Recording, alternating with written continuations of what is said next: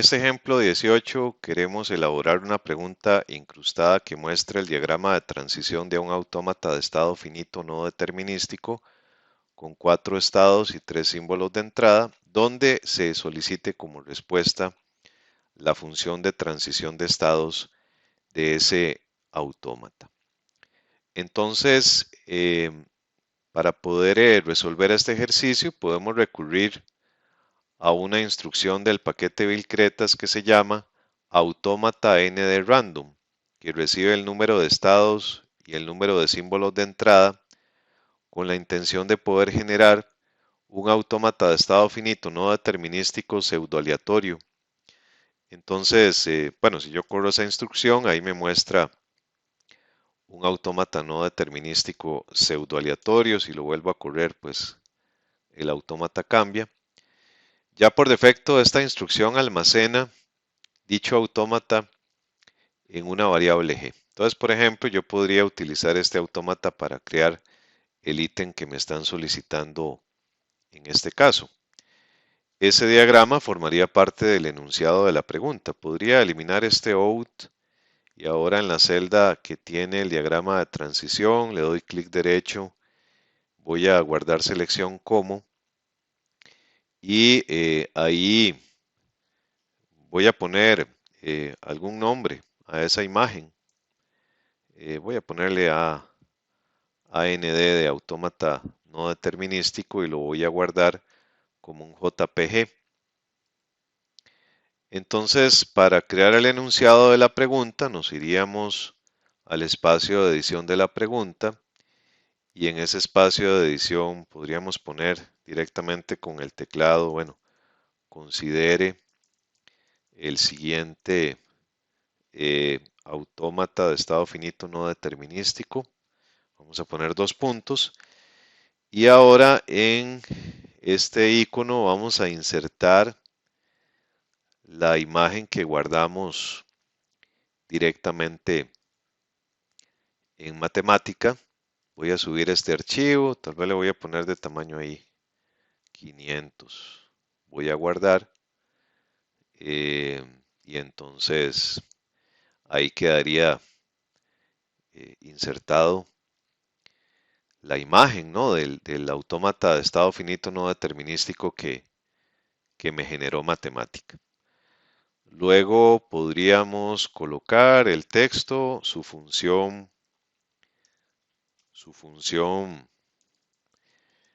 de transición de estados, 2 puntos, y vamos a construir una tabla HTML con esa función desde Wolfram. Entonces, para poder hacer esto, en primer lugar, pues tenemos que obtener las componentes de este autómata, que como lo señalé hace un momento, el autómata se almacena automáticamente en la variable G mayúscula. Entonces, mediante este comando también de la librería Billcretas, componentes autómata, si yo le paso el autómata, me va a permitir extraer todas sus componentes y una de ellas es precisamente esta matriz, que es la matriz de transición de estados. Algo importante de destacar es que mediante esta instrucción lo que estamos haciendo es sustituyendo los sigmas con sus índices por S0, S1, S2 y S3, porque el comando tabla HTML, así como ocurre con otras instrucciones del paquete incrustada, no acepta sus índices. Entonces, por eso estamos haciendo esa sustitución. Voy a copiar las entradas de la matriz. Voy a pegar la matriz de transición de estados y esa matriz se la voy a pasar al comando tabla HTML. Esta opción de encabezados es una opción del comando tabla HTML que permite agregar encabezados. En este caso, pues está agregando a las filas como encabezado los estados y a las columnas como encabezado los símbolos de entrada. Entonces voy a presionar Shift Enter. Este es el código HTML de la tabla correspondiente. Voy a copiar esto como texto sin formato.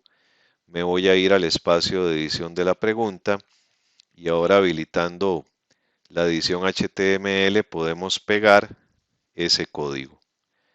Vamos a guardar y generamos una vista previa. Entonces ahí tenemos el diagrama de transición del autómata y la tabla HTML donde el estudiante va a poder elegir pues cuál es la imagen correspondiente para cada uno de los pares ordenados de la función de transición de estados. Bueno, ahí podemos ver ya las respuestas correctas para este ejemplo. Muy bien.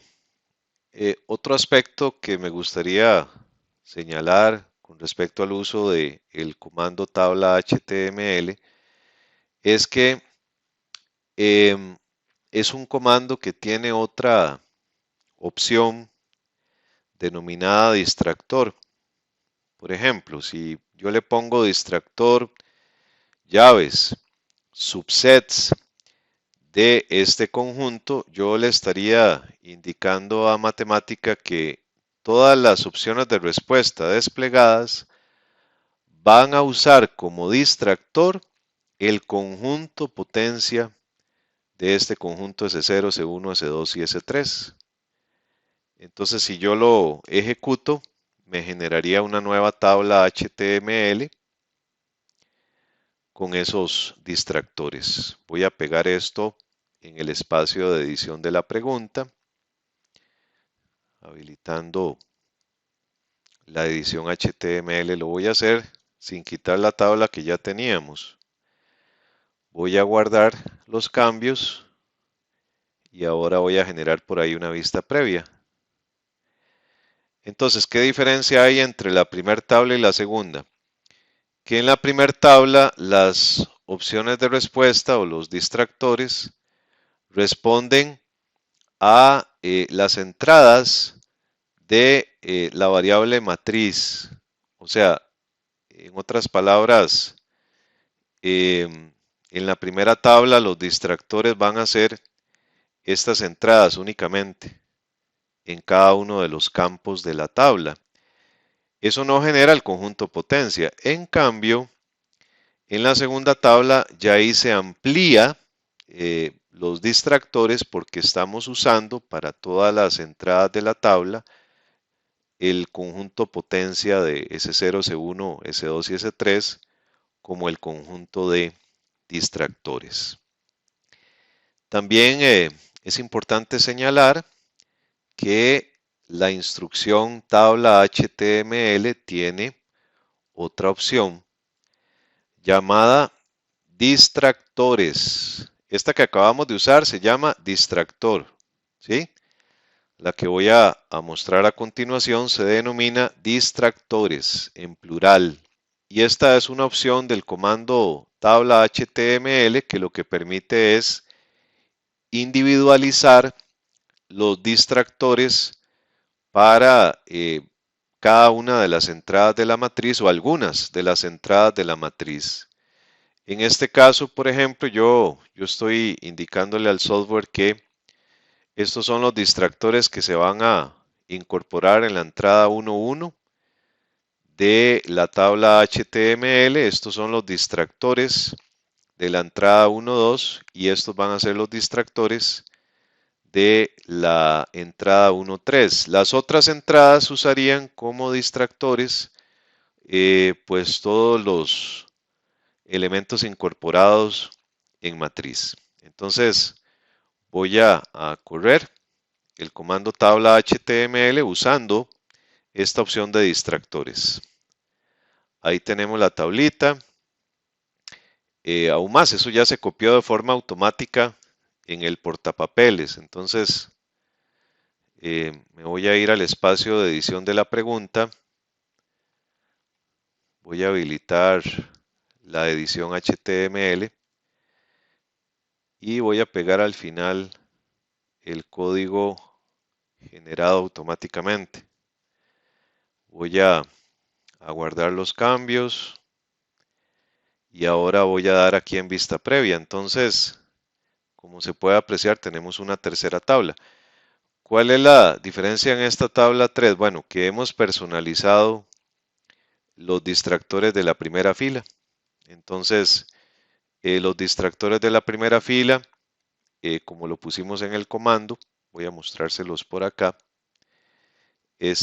corresponden a este conjunto. Estos son los distractores de la entrada 1.1 en esta tabla. ¿Ok? Después, estos son los distractores de la entrada 1.2, estos dos conjuntos, como lo podemos ver por acá. Y pues estos son los distractores de la entrada 1.3, de acuerdo a lo que incorporamos dentro del comando. Estos serían los distractores. Las demás entradas permanecen con los distractores originales. ¿De acuerdo? Entonces, esa opción de distractores en plural lo que nos facilita es poder personalizar los distractores de cada una de las entradas en esta tabla HTML.